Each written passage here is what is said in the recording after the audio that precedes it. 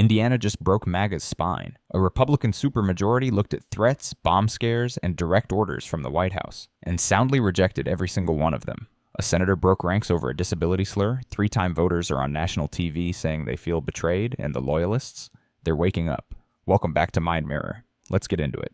The most dangerous thing to ever come before the Indiana legislature has passed the state house today, and now it heads to the state senate. And that is not my description of HB 1343. That is a description from Representative Matt Pierce of Bloomington, a lawmaker who's been doing this for 24 years. So if that is how he describes this bill, it is definitely something we need to talk about and try to stop. HB 1343 would create a whole new military police division of the National Guard that the Indiana governor could deploy to local communities without those local communities asking or without them even knowing ahead of time. Author of this bill, Representative Stephen Bartles, says it's way past due. He thinks this is definitely needed. It would give police powers to National Guard members to go into communities, conduct search and seizures, make arrests, etc. And to back up the need for this bill, they cited the Boston Marathon bombing, when we all know this is in direct response to the bullshit happening in Minneapolis. But so let me get this straight, girl. You're telling me they want to give National Guard members police powers and just roll into communities uninvited? Conducting searches, making arrests, the whole thing? And the best reason this man could come up with is the Boston Marathon bombing from 12 years ago? That's not a reason, that's a reach. A lawmaker who's been doing this for 24 years says it's the most dangerous bill he's ever seen, and when someone with that much experience is that shook, maybe we should all be paying attention. They did not admit that. There is no doubt this bill is in direct response to some court challenges going after the powers of federal agents like ICE agents, because ICE agents do not have police powers. But these assholes are out there pulling people over in traffic stops, and they can't do that. And because they think they may lose some of these battles in court, they're going to test out this whole military police idea at the state level. That's what we're seeing in Indianapolis. As I said at the beginning, Representative Matt Pierce said, "This is the most dangerous thing I've ever seen come through this body." And reminder, he's been doing this shit for 24 years. He said, "This is playing with fire and I don't have to make up imaginary scenarios." Indiana House Republicans released a statement to the press that said this bill is proactive and needed to increase our readiness because of all of these changing scenarios and emergencies. Oh, the scenarios and emergencies that the Trump administration is creating? Changing scenarios and emergencies. Sis, what emergencies? The ones your side created? That's like starting a fire in the kitchen and then selling smoke detectors to your neighbors. And the author of this bill didn't even ask a single community if they wanted this. Not one. That tells you everything. This isn't about protecting people, it's about controlling them. This is a problem of your own making. This is just another ploy to exploit our military members for Trump's immigration enforcement bullshit. It heads to the Senate now, so you can call your Indiana state senator and tell them no. This is a completely unnecessary bill. Even Representative Bartles, the author of this bill, said he did not consult any local communities, nor did any local communities ask for this. It is completely unnecessary, and it's going to put local communities in harm's way. Here's the number for the Indiana State Senate switchboard so you can tell your lawmaker no. Some huge news in with massive implications for the 2026 midterms. Despite all of Donald Trump's threats, the Indiana State Senate has just rejected the Trump-backed 9-0 gerrymandered maps. Instead, they are leaving in place the current maps, which are 7 Republican seats and 2 Democratic seats. And the crazy part, this was not even close at all. As reporter Nikki Kelly notes, the bill was soundly defeated by a vote of 31-19. As you probably know, Trump and his allies really acted like the mob here in this pressure campaign against Indiana Republicans. We saw bomb threats at Republican lawmakers' homes in Indiana. We saw death threats against these lawmakers. We saw threats like this from Donald Trump, which Heritage Action was bragging about. Bomb threats at lawmakers' homes, death threats against members of their own party. Let that sit for a second. The Patriots are terrorizing their own people because they won't redraw lines on a map. Heritage Action literally said, vote our way or we pull all federal funding, roads don't get paved, bases close. That's not politics. That's a protection racket with a press release. And Junior out here threatening to personally campaign against every no vote? Bro, you're a Nepo baby with a Wi-Fi connection. Sit down. But here's what matters. The Senate crushed that bill. It wasn't even close, despite every threat they could throw. The intimidation card got played and it got folded. When fear stops working, the whole machine breaks down. And right now, you can hear the gears grinding. Saying that if the Indiana State Senate failed to pass the map, Donald Trump would remove all federal funding from the state. That means roads would not be paved, guards bases would close, major projects would stop. These are the stakes, and every no vote will be to blame. These are the kinds of things that Republicans were saying to the Indiana Republicans. Donald Trump Jr. wrote this today, saying, if Indiana Republicans side with these never-Trumpers to do the dirty work of Democrats, I will be spending a lot of time in Indiana next year campaigning against every single one of them. P.S. These rhino consultants sabotaging MAGA need to be rooted out of the GOP. J.D. Vance flew to Indiana multiple times to meet with us Republicans to try to convince them to vote the opposite way. He said here today, Rod Bray, the Senate leader in Indiana, has consistently told us he would not fight redistricting while simultaneously whipping his members against it. The level of dishonesty cannot be rewarded, and the Indiana GOP needs to choose a side. So despite all of those threats, Indiana Republicans did the right thing. They said, F you, Trump, we want nothing to do with you. You are incredibly unpopular. We will not be bowing down to your demands, no matter how much you threaten us. And I think they're looking at all these other states also, like in Texas and like in Georgia. We're seeing all these gerrymanders are actually starting to backfire on Republicans because they're basing them on the 2024 elections, while the electorate has shifted dramatically since then. And so like in Georgia, for example, they gerrymandered a seat. A Democrat flipped the seat that they gerrymandered the other day. The math is mathing, and MAGA doesn't like it. Georgia, a seat designed to be safe red, held by 12 points just last year, flipped. That's what happens when you spread your voters thin trying to grab everything. You end up holding nothing. Indiana Republicans clearly saw that and thought, yeah, we're not thinning our margins for someone else's ego project. Smart move, honestly. So it looks like these Republicans are now being cautious, and they also know that the Democrats are not messing around, as we've seen with Governor Gavin Newsom out here in California with Prop 50. So that's the latest. This is massive, massive news. Make sure to spread the word, follow our account, and listen to the Midas Touch podcast for more.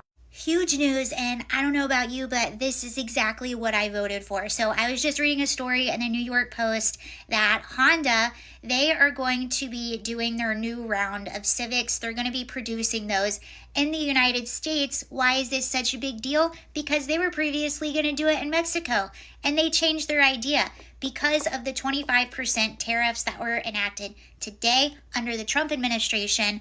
They decided to cancel their plans of producing the new round of Civics in Mexico. Okay, wait. So one car model moves production and we're supposed to throw a parade? Meanwhile, 25% tariffs are jacking up the price of everything else that crosses that border. Parts, materials, components that factories here need every single day. That's not winning, honey. That's a magic trick. Look at this hand while the other one empties your purse. And comparing tariffs to film tax incentives? Please, incentives say, come here, we'll make it worth it. Tariffs say, we'll destroy you if you don't. One is an invitation, the other is a threat. Big difference. And are going to be producing them in Indiana. Huge. This is what we voted for. This is what America First looks like. And when you pull the incentive back to the U.S. for companies to produce things back in the U.S., that's what they're going to do because they worry about the bottom line. And I don't know if you remember Trump's first administration when he lowered the corporate tax rate, a lot of people were saying, oh, this is Trump favoring the rich. He doesn't help the little guy. He's only helping his big corporate friends. Well, what he did is he incentivized those corporations to do business and headquarter back in the U.S., bringing jobs and business to the U.S. That is actually America First. Back when I was acting, we learned a lot about tax incentives. This is why you have people film in Vancouver and make it look like New York City and all those other things. They do that because they're looking for the place where it's cheapest to film. And when they go to Vancouver, they also bring jobs there and business, all that stuff. It's just the circle of life. Great news. So Walmart is starting to fuck around, and it looks like they might be starting to find out. You know, they gave all this money to the Trump campaign, and I've understood for years and decades that Walmart is part of this evil corporate empire, and it's not really a place that I shop. But they have given all this money to Trump, supported his campaign, and now they're starting to roll back all their DEI initiatives throughout their stores and pulling back on the promises they made in the wake of George Floyd's murder. Now, some places, it's not a huge thing, but they're starting to talk about boycotts, and they're boycotting these stores. Now, some people are saying their Walmarts are packed, some people are saying their Walmarts are empty. I highly doubt that they're empty, because this world and country is still run by, the greed and the wants of us buying a bunch of stuff on Black Friday. I totally get that. That's what we've been built as consumers. But I think we are starting to become smarter, more thoughtful shoppers. And if you have the opportunity to shop at a place that recognizes your values, or you have the opportunity to shop at a place that promotes somebody that you find to be absolute pure evil and you don't believe in what they support, why are we going to shop at Walmart anymore? So I think people are really going to start using their... We have some breaking news. The Supreme Court of the United States have stated that President Donald Trump can no longer deport undocumented immigrants under the act Aliens Enemy. According to reports, this decision was made yesterday around 2 a.m. And this decision was pretty much unanimous decision. 7 out of 2 of the Supreme Court, which everyone agreed that as of right now, Donald Trump will not be able to deport any more undocumented immigrants. 7-2, not even close. The highest court in the land just said using a wartime act from 1798 to deport immigrants is a no-go. And this is a court stacked with conservative appointees. This isn't some liberal bench. The Alien Enemy Act was literally designed for when the nation is at war with a foreign country. Using it for immigration enforcement is like calling in an airstrike for a parking ticket. When your own judges say you've gone too far, maybe, just maybe, you've gone too far.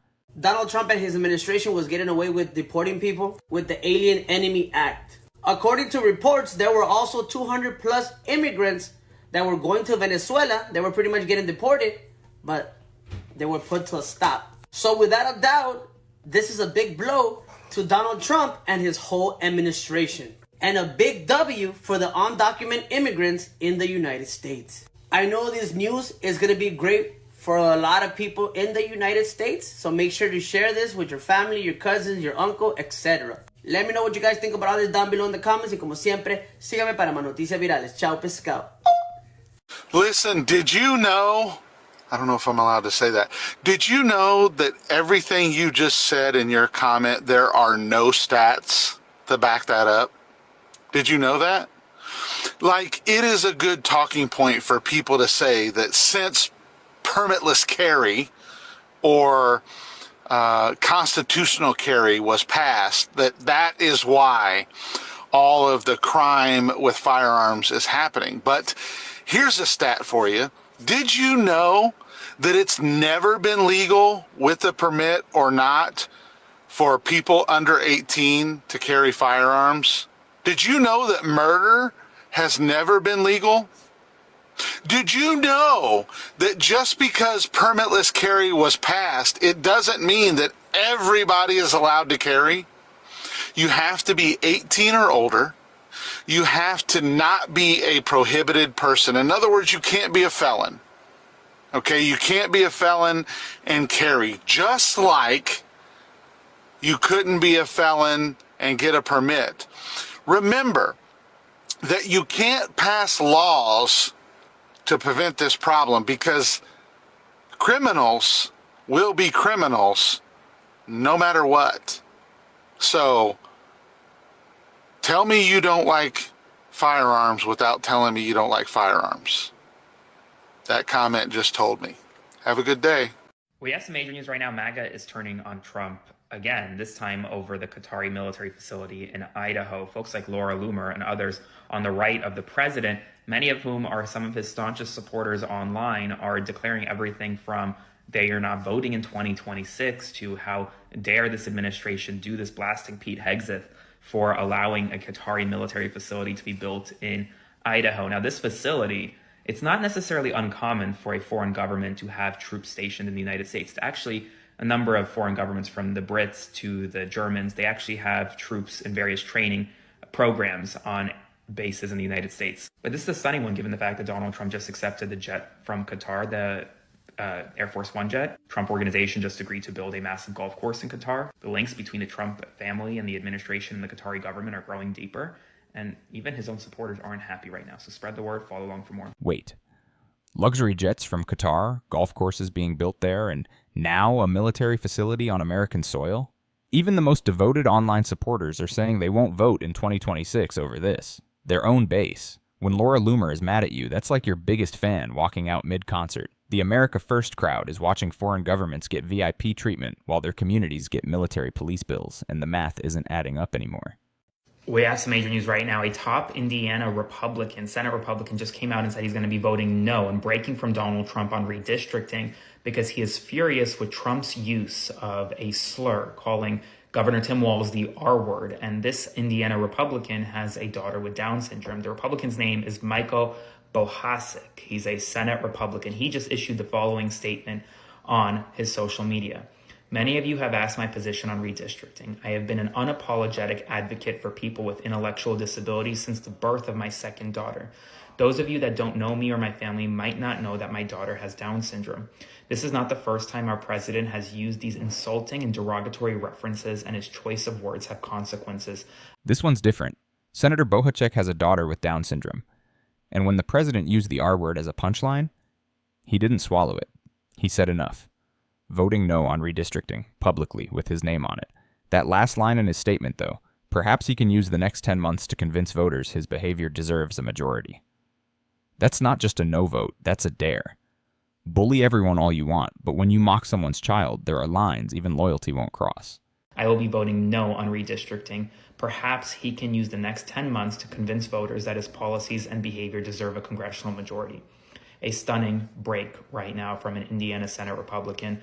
Spread the word, follow along, stay updated on all the news you need to know about. The Republican Party is in a state of disarray that I previously would have considered to be inconceivable if I weren't witnessing it with my own eyes. First, the Republican supermajority in Indiana's state legislature just rejected the redistricting map that J.D. Vance and Donald Trump begged them for. I'm guessing they made this decision because of something to do with Eric Gisler. He's the Democrat who just flipped State District 121 in Georgia in a special election. District 121 was supposed to be a safe red district. The 2018 cycle, this district was held by a Republican who ran unopposed, but then they redrew the district in 2021 because they thought that they could keep it with a 10-point margin. This is the same spreading the votes thinner thing I've been talking about in Texas. They held this seat by 12 points just 1 year ago, but now Gisler won because that's what happens when you scrape the top off of your levees and then the dam breaks. Indiana made this choice with J.D. Vance and Donald Trump Jr. actively threatening to campaign against anyone who voted against them, and they did it anyway. Because the Republican Party doesn't have a political leader today despite controlling all of D.C. And if that weren't enough, over on the cultural side, they're missing a leader as well. As people like Nick Fuentes, who you used to be able to not even hashtag on this app because he was so offensive, they just blocked any reference to him. And Ben Shapiro, who sucks at everything and is terrible. This is a Republican Party with no head, no heart, and no leader, which is actually exactly where I want them to be,